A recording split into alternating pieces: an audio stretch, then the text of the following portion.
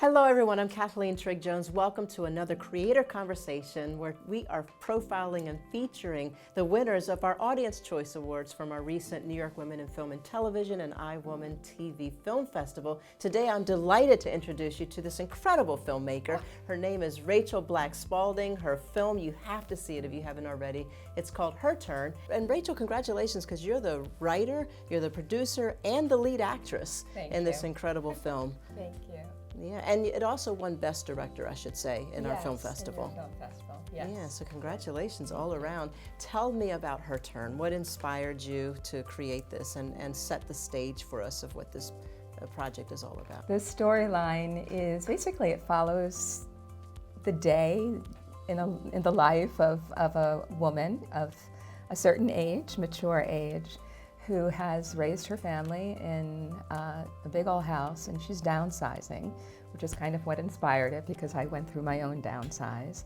And she's packing up her family home. And through going through all this stuff that we have when we, raise a family for 25 years in a home, there's all this stuff. Why did I say this? Oh, I remember this. Is it, your kid's first Halloween costume? Or is it something that reminds you of tragic times? So this going through of the stuff really kind of affected me. I was doing this for months, and we were downsizing or preparing a house for sale, and it just brought up a lot. It brought up a lot of emotional stuff and a lot of great memories and a lot of memories that were like, wow, we went through that.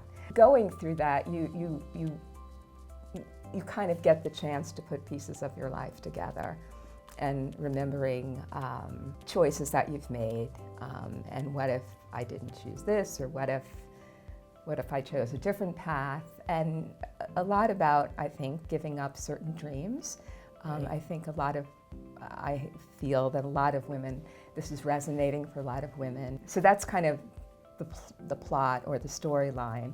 And in the end, the woman makes a very, I can't give it away, but makes a very, a different choice. And I'm also all about wanting to write film and write stories for women that have roles for women that are older.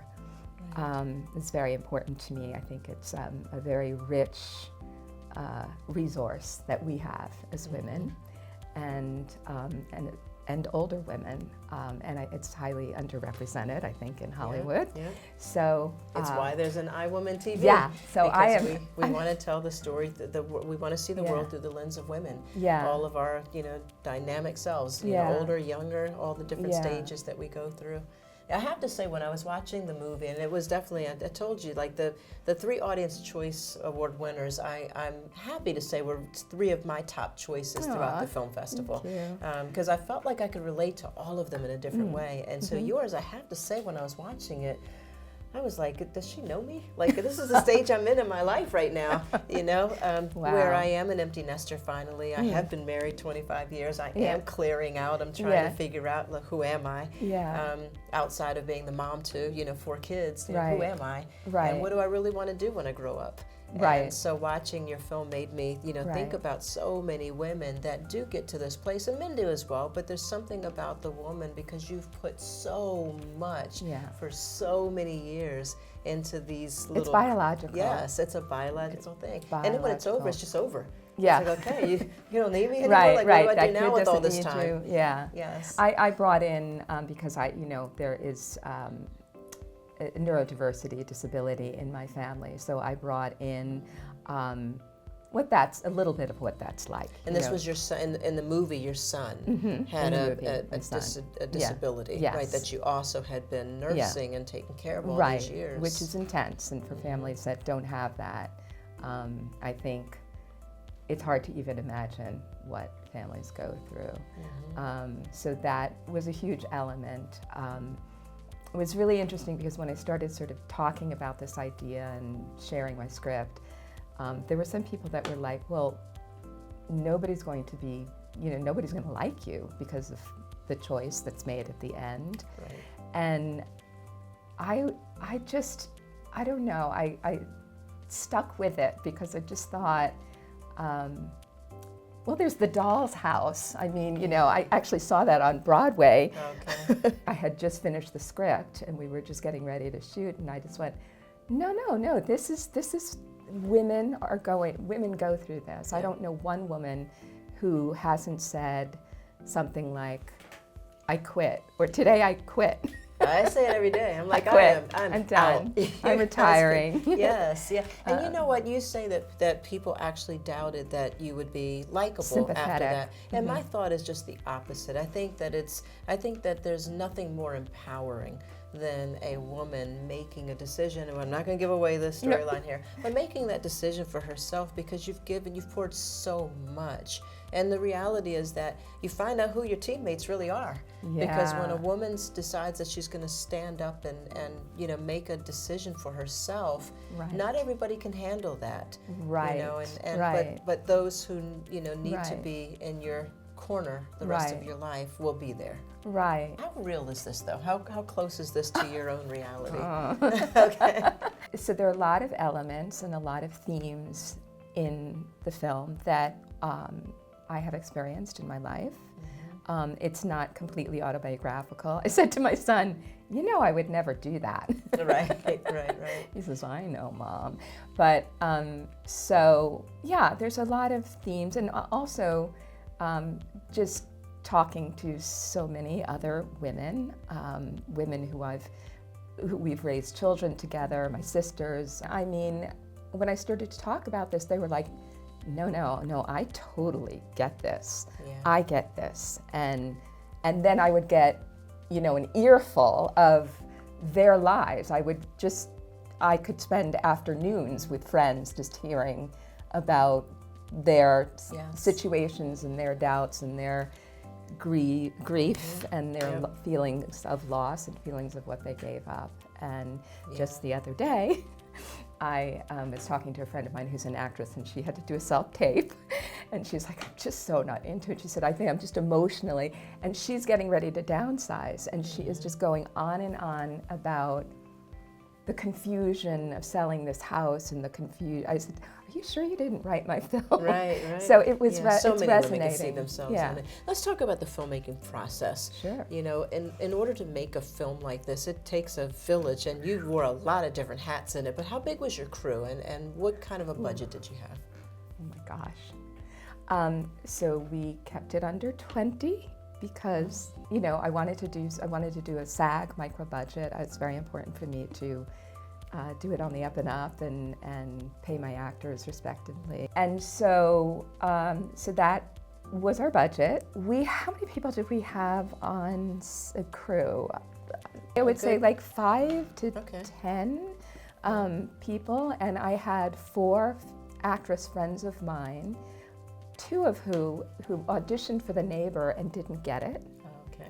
But they came to set, and talk about women supporting women. I mean, I felt so supported and so loved, and they came to set and did multitude of things, you know, whether it was setting things up or breaking things down or feeding people. And so that was really beautiful. Is this your first film project, or have you done many? This is your yes. first direct? Well, my first as a self-made. filmmaker. Yeah. Congratulations. Yes, it is. And I had a lot to learn, and I feel like I've learned a ton.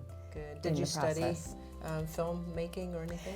Or? Well, I'm an actor, and I've directed theater as well, and I've done dramaturg work, so in theater. And I decided during the pandemic to take a film course. I was taking a film course with this group, with this woman, she's in LA, and it was mostly women, actually, writing, and we were at different stages. Some were in the writing stage, some were in the, you know, going to make a deck stage, some were already in their festival run. Yeah. So it was I was really learning, kind of just learning.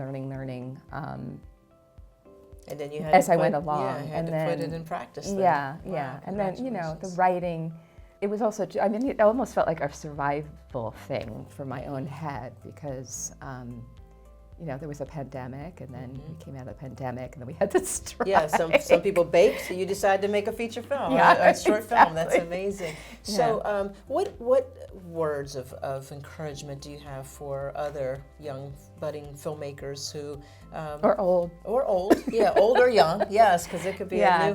a new, what advice do you have? Well, I have been saying, and there have been, what's been lovely is I feel like I've inspired some people who have said, God, I would love to do that.